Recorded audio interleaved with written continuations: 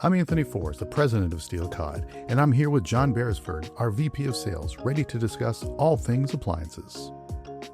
All right, John, have you ever had an electric or induction cooktop and wondered why is it scratching so easily? This is a big question. The big question online, big question in the showroom, and it definitely is a huge potential stumbling block with electric and mostly induction cooktops. Barely even used it. Doesn't think this is supposed to be durable. This was an expensive appliance, and this is a big one for salespeople to overcome. So, where do you want to start this?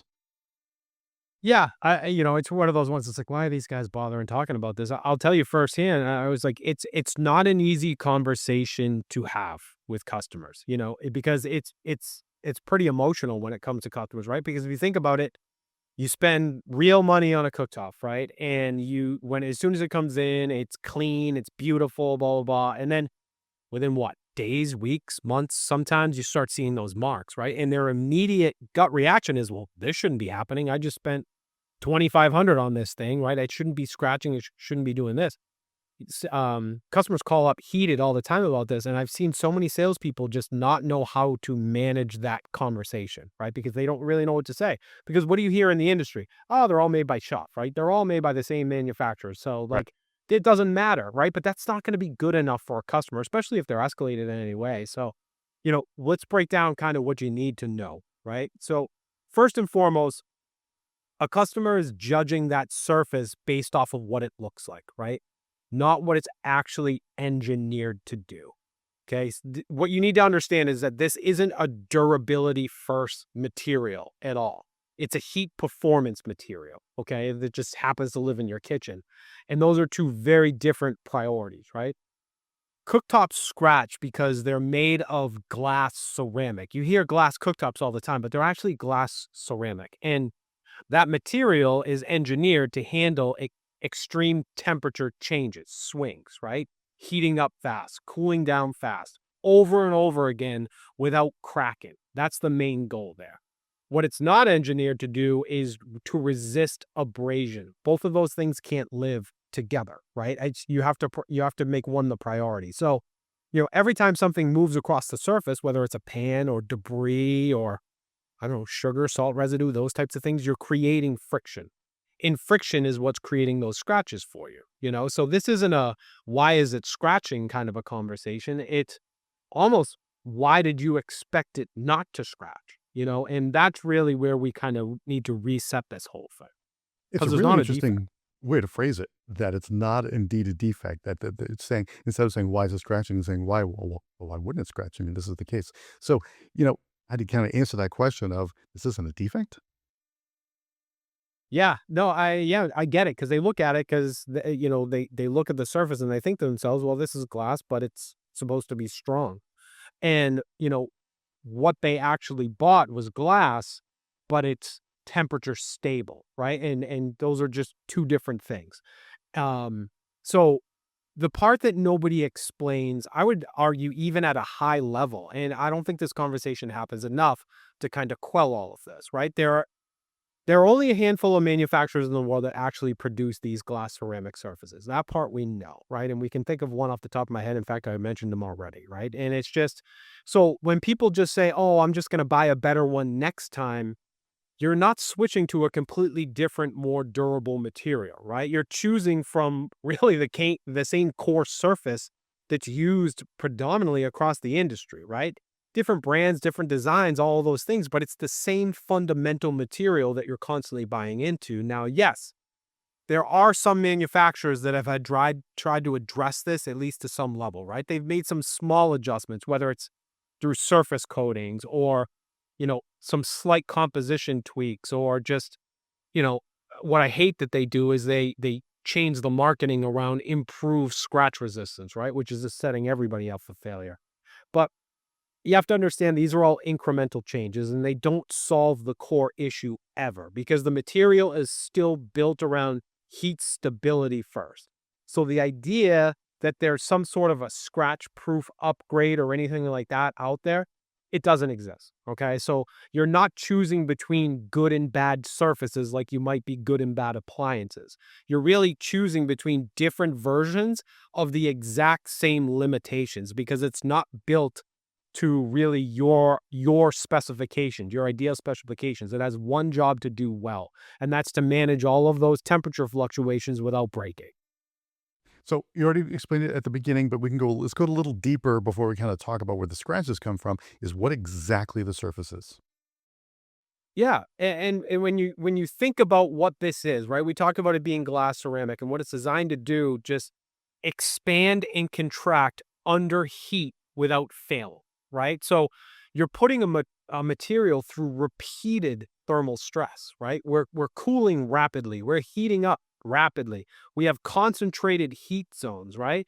Most materials on this planet are going to crack under that amount of abuse. This is the one that doesn't. So that's really where the win is here. But to achieve that, the surface ends up relatively soft compared to, I guess, what people expect or think. So it's not soft like plastic per se, but it is soft enough that harder materials or sharper particles can mark it up. So, you get a surface that handles heat extremely well, which is its priority job, and it handles abrasion, quite honestly, probably not well at all. And there's a lot of different ways that you interact with a pan or interact with a surface that you probably don't think about on a day to day that's causing these issues for you.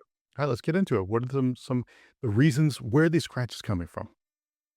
Yeah, I mean, the biggest one you hear all the time is pan movement, right? I mean, that's the biggest mistake that people can make on these cooktops is slide pans. In sliding pans, they probably did on gas if they converted from gas to induction, let's say, right? I mean, they probably slid pans all the time. So it feels super natural. It looks harmless. It was harmless to your old technology. But on these glass ceramic tops, it's not, right? Even a perfectly clean pan is going to create micro abrasion as it moves across that surface. And once the scratches start, they actually create more friction points, right? So sliding a pan turns into more resistance and then more pressure, which means more scratching as a result. So whenever you're using a pan, you have to change your habit. You have to lift the pan at all times. That's going to eliminate pretty much all of your long-term damage if you can remember to do that consistently.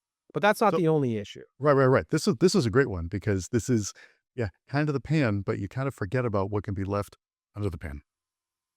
Yeah, and then this is funny because they're like, "Oh, I clean all the time." No, you don't. Not as well as you need to, okay? That's just the way it is. We're talking about tiny particles. We're talking about salt, in sugar, in food debris of any size, no matter how insignificant you think it is.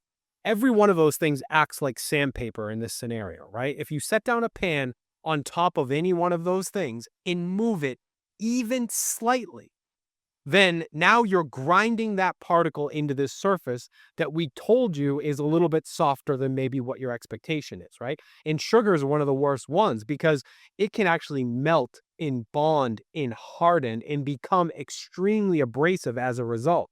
And that's where you're going to get those deeper, really more aggressive marks as a result. So that's a big one. I love this one because, whenever we're talking, especially induction, whenever we're talking induction, we're talking about the pans working, being induction ready. They actually function at induction, but the actual pan material, induction ready or not, plays a big role in this. Yeah, rough bottom cookware especially, right? You think of cast iron, that's the big one, right? People love cast iron and it is induction compatible, so it's still heavily used out there right now. And quite honestly, you should love cast iron. It's great. But on glass ceramic, it's super aggressive, right? It's very heavy. It has a rough surface. It's very easy to drag around. And that combination creates damage super fast if you're not careful. And it's not just that material. It's the same thing if you think of like warped pans. Pan warping happens all the time, especially with extreme heat situations or pans with debris that's baked onto the bottom. You'd be surprised how often that happens, right? Flat, clean cookware is really a non negotiable if you care about the surface. Now, listen, scratches are scratches, and your surface is still going to work beautifully even if you do have those scratches. So this is really non-negotiables if you care about, trying to keep the integrity of that surface long term in terms of the look, right? So another piece of this is the cleaning behavior, because people will use sometimes any old product to clean the surface. That's not necessarily a Yeah. good choice. No, no, it's actually an awful choice. I mean, if you think about kind of wrong approach to clean versus right approach to clean, right? Because they say, oh, well, I don't understand. I use a ceramic cleaner and all that kind of stuff. It depends on what you're using, right? If you're using an abrasive pad of any sort or any kind of harsh scrubbing motion or just letting that residue build up before you start attacking it, that is the wrong approach. You can't do it. Okay.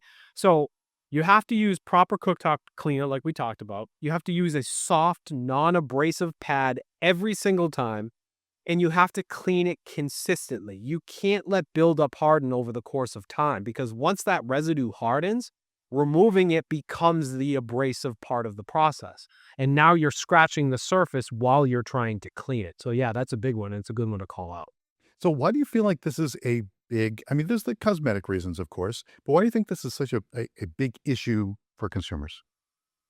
Well, yeah, the cosmetic is a part of it, but I think people equate it to because it looks like damage, right? And visually, it feels like the product is probably degrading on them too fast because they don't know what comes next. They're like, well, if this happened already, what else am I in for, right? But functionally, you need to understand the cooktop is fine, right? This is almost always going to be cosmetic. It's not going to impact heating performance, burner function, cooking capability, any of those things. But people don't separate cosmetic wear from functional failure, right? So a scratch surface becomes this thing's falling apart on me, when in reality, it's just being used.